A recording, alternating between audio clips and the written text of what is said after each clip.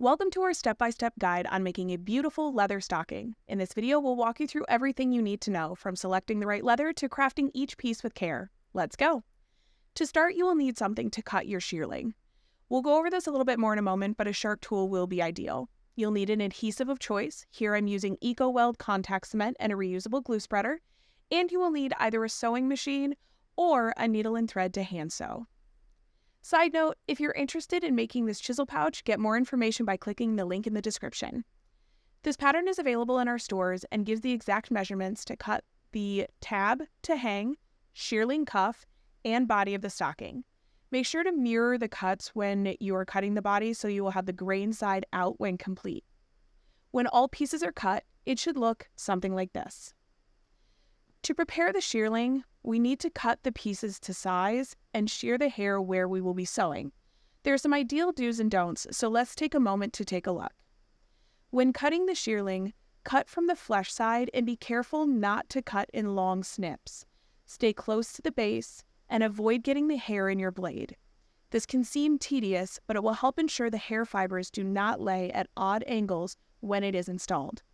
Use short cuts and take your time. Fluff the hair a little after you make your cut, and make sure that you make any adjustments as needed.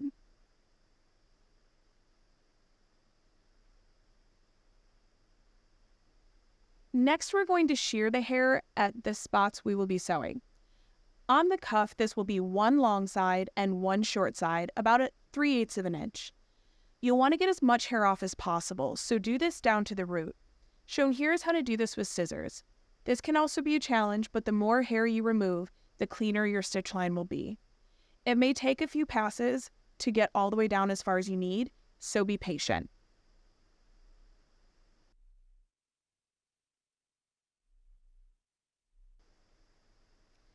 Another option, and my personal favorite, is electric clippers.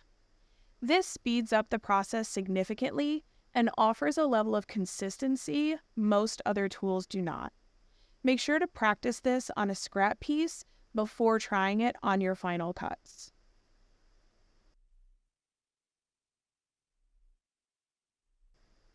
For the next step, we will create the hang tab.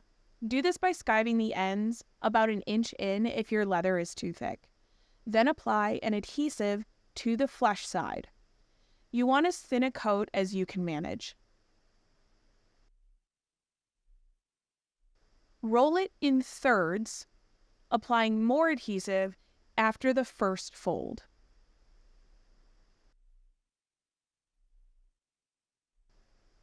Now we'll prep the stocking to sew. This leather is a light suede. You can choose a variety of different options, but we recommend 2 to 4 ounce soft tempered leathers.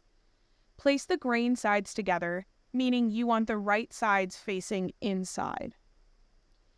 Whether you're hand sewing or machine sewing, start with the tab. Sew a line down the middle, connecting all the layers we adhered together earlier. Then take the stocking and sew it with a seam allowance of approximately 3/8 of an inch. As you can see here, I used binder clips to hold things in place.